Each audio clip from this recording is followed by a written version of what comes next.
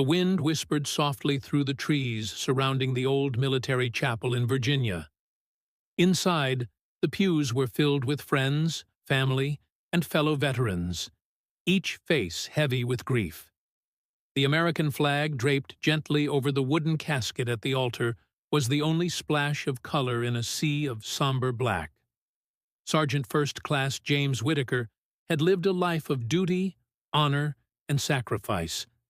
Decorated multiple times for bravery in the field, James wasn't just a soldier. He was a mentor, a father, and a canine handler who shared a bond stronger than blood with his loyal dog, Max. Max wasn't just any dog. He was a highly trained German shepherd who had saved lives on the battlefield and off. But more than that, he was James's shadow, his soul's companion. They had seen the worst of war together: IEDs, ambushes, sleepless nights under foreign stars, and when James retired from the military, he adopted Max. The two became inseparable. But now, James was gone, killed in a tragic accident just 2 weeks before his 50th birthday. The family had insisted that Max attend the funeral. Emily, James's 16-year-old daughter, knew how much her father loved Max. He'd want him there, she had said. He'd want his best friend with him one last time. As the ceremony began, Emily sat on the front pew, Max curled tightly at her feet. He hadn't eaten since James died. He barely slept. Every night, he would go to the door, whining softly, waiting for a man who would never return. Father Thomas stepped up to the altar, his voice trembling slightly.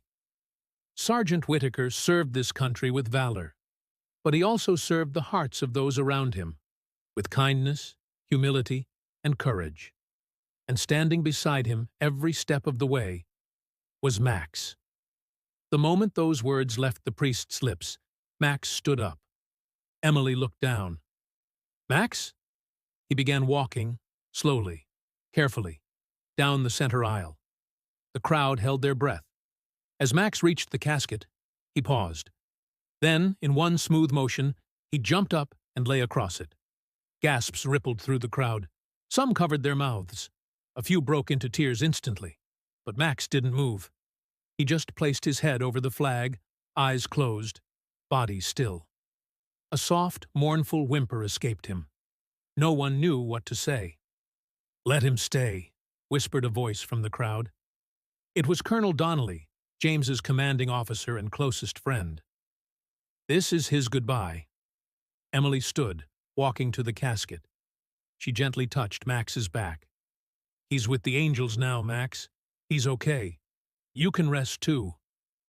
Max looked up at her, and for the first time in days, licked her hand.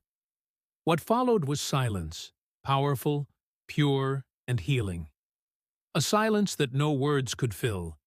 Just a room full of people and one loyal dog, grieving a man who had given his all. After the ceremony, as the casket was lowered into the ground, Max sat quietly, watching every movement. When the folded flag was handed to Emily, Max nudged it gently, recognizing the symbol of his partner's journey. "He was more than my dad," Emily said, addressing the crowd. "He was Max's family, too." Months passed. Max never stopped grieving, but he found comfort with Emily. The bond they formed was built not only on love, but on loss, memory, and healing. Every night, Max would lie by James's favorite chair, just as he did when his partner was alive.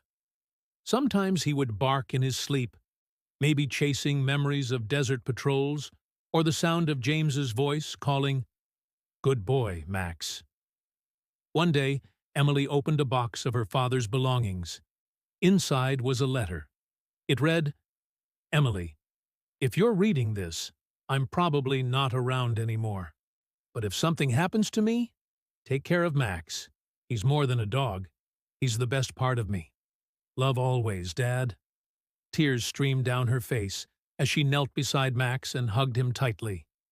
"You still have me, Max. We have each other." Years passed. Max grew old. His muzzle turned gray. His steps slowed. But every Veterans Day, Emily took him to James's grave. She'd sit beside him, read aloud the letter, and Max would rest his head on the headstone. And then, one morning, Emily found Max lying peacefully in the garden beside James's chair. He had passed in his sleep. Emily buried him next to James, just beneath the willow tree they both loved.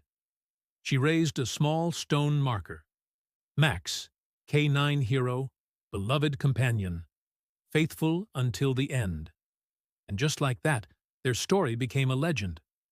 A statue was erected in the town square, James in uniform, kneeling with one hand on Max's head. Under it read, "A soldier never walks alone."